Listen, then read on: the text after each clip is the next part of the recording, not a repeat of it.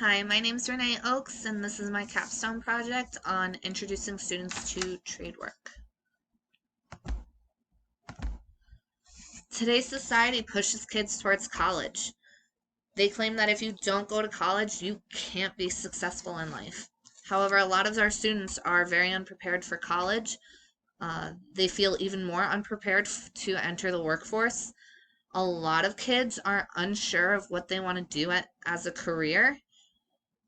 And then even if they do know what they want to do as a career and they do attend college, they get so swamped in student debt that they are unable to progress as an adult.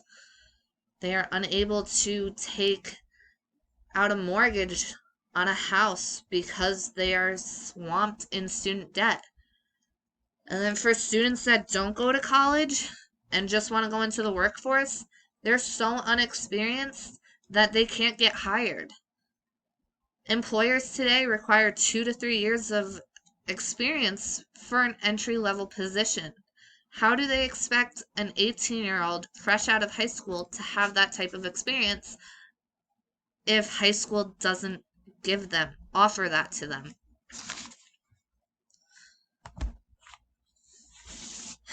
A lot of school reform bills, such as No Child Left Behind, did not help with any of the issues that students face today.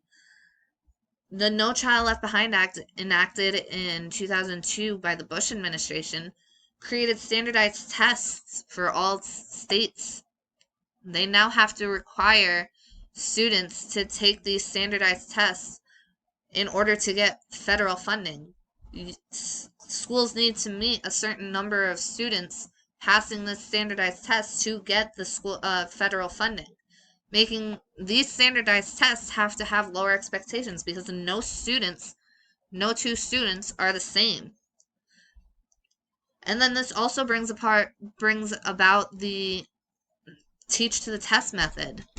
I myself am guilty of teaching to the test. You need to know this in order to pass the Algebra 1 Regents. And then school reform policies focus mainly on urban schools. They focus on the inner city urban schools. I'm not saying that inner city schools don't need school reform policies, but they forget that these national policies can't be implemented the same way in an urban school and a rural school. I'll give you an example. Urban schools could have 4 to 5 applicants for a core curriculum teacher position, such as math, ELA, science, or social studies. A rural school can't even get 1 applicant for a core curriculum position. And today, schools have forgotten about the goals of the American education system. Our goals are supposed to prepare students to be citizens of this country. They need to be able to understand how politics work. They can't just reiterate people's opinions. Teachers implement their political opinions into their teachings and say, if you don't agree with me, you're wrong. Parents implement their teachings, their political opinions onto their kid and say that if you don't agree with me, you're wrong. So students are stuck in the middle of that. We are unable to train effective workers because we have this mindset that students have to go to college. Kids are missing out on basic working skills. Basic customer service skills are hard for students to understand. And without these skills, our goal in education is to help students understand that they can achieve social mobility. So you may enter into this company at an entry-level position, but you have the ability to work your way to a CEO position if you wanted to. No, today's students believe that if I have this degree, I deserve this position, whether I've earned it or not. So my project is based on project-based learning methods. These methods are student-centered as opposed to traditional methods that are more teacher-centered. like lectures or direct instruction. These projects will involve students working together to complete a final outcome. And these projects also focus on real-world application problems. The positive of using project-based learning methods is that it increases student engagement, motivation, and improves their critical thinking. So at one point in the project, if they say, oh, no, this isn't going to work, we have to backtrack and see how we can correct this problem, they can do that. Some issues, though, that project-based learning might face is that students have to become self-regulated learners. As I said before, students struggle with just completing homework without the parent helping them or making sure it gets done. And in these projects, students are more focused on having to do it themselves. Another issue is scheduling. Now in high school, it's a little easier because they'll have a common class period to work together. However, if you need to go outside of the classroom time, not all students are able to meet and work together at the same time. Schedules become difficult to work around. And then there are priority issues. A lot of students will see this as, this project is due, however, I also have this English essay due. I need to do this English essay first, and then this project gets pushed to the side. So those are some potential issues of using a project-based instructional method.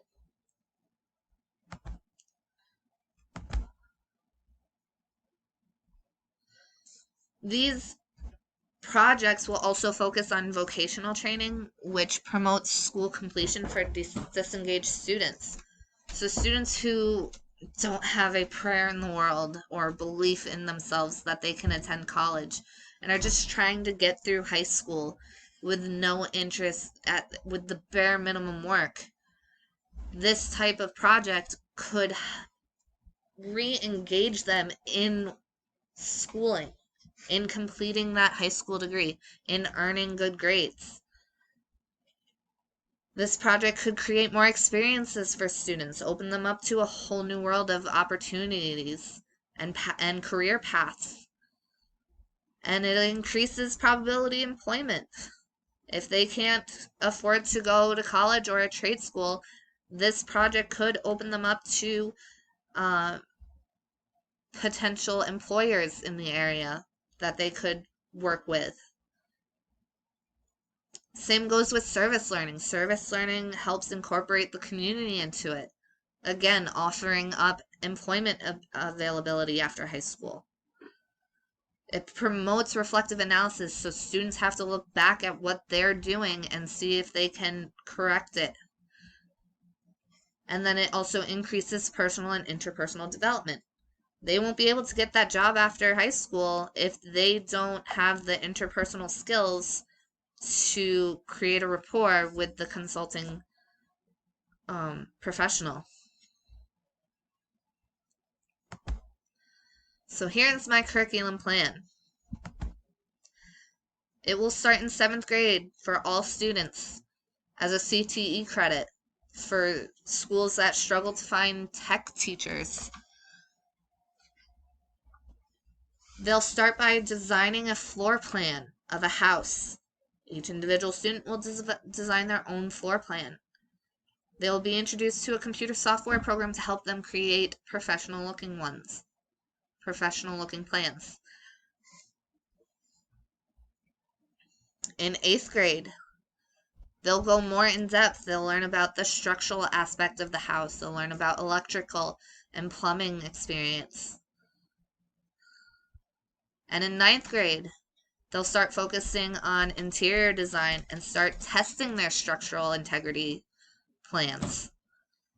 And then in 10th grade, they'll learn about budget planning, project management, and mortgages. The 7th grade, like I said before, they'll start out by hand drawing a floor plan. Each individual student will hand draw a floor plan. Then they will spend the rest of their time exploring the CAD programs, CAD Pro software that helps create professional floor plans.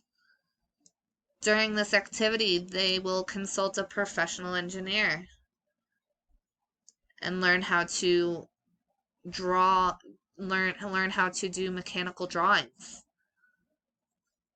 At the end of this project, they will present their floor plans to a building inspector who could tell them whether this would be a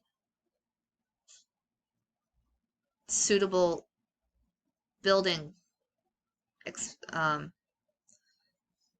plan. Yeah.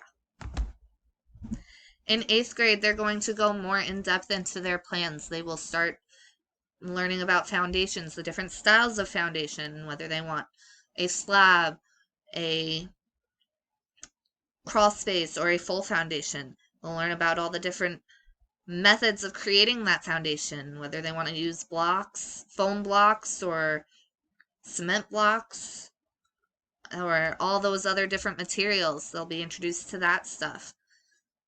Then they'll also develop the framing plans and the electrical systems and the plumbing systems of the house. And throughout this project, students will begin to volunteer with the local Habitat for Humanity outreach program so that they can learn how to implement these skills that they're learning within the classroom. In 9th grade, this becomes an elective class, and students that are interested in pursuing these types of careers can continue to see it through. They will start creating a 3D model of their house. They will print a 3D model of their house so that they can test out their structural integrity of their house. And if they need to, they can go back and make adjustments to their plans that they created in the 8th grade.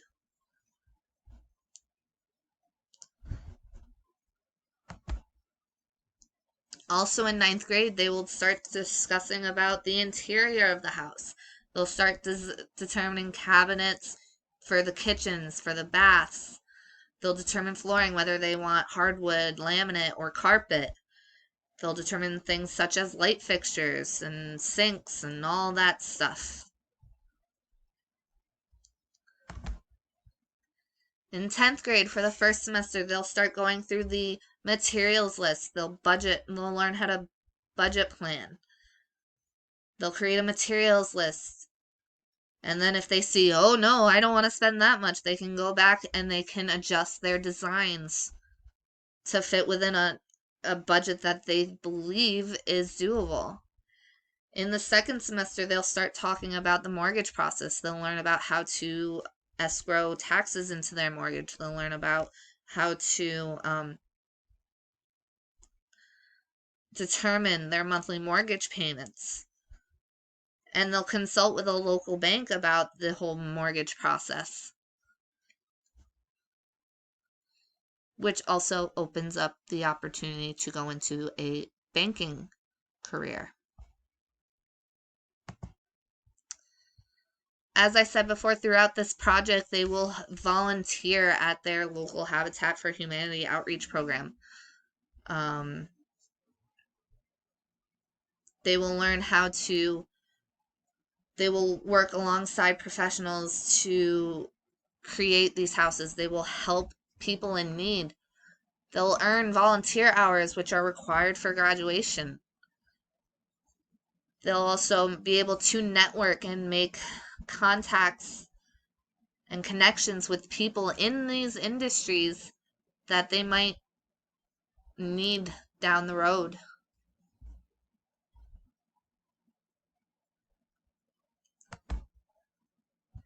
So the evaluation process for my program, each individual project will be evaluated by the local building inspector, such that each project meets the codes and CTE learning standards for each student.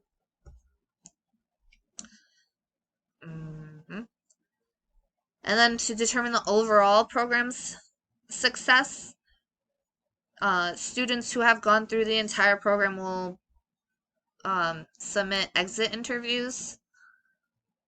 They'll We will also look at enrollment data. So in 11th grade, they can choose to go into a BOCES program that's related to any of the trades that we discussed in this program. So we can use enrollment data into BOCES programs to determine the effectiveness. We can also use enrollment data into trade schools or a traditional college with engineering majors. We can also look at higher rates of students who go straight from high school and have been hired to work as an apprentice with one of the local consultants that have helped them through this program.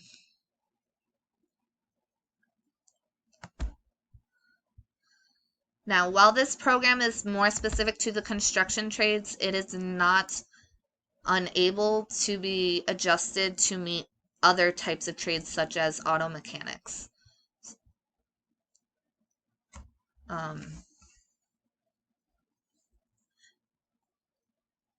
I thank you for your time and questions and comments. Thank you so much.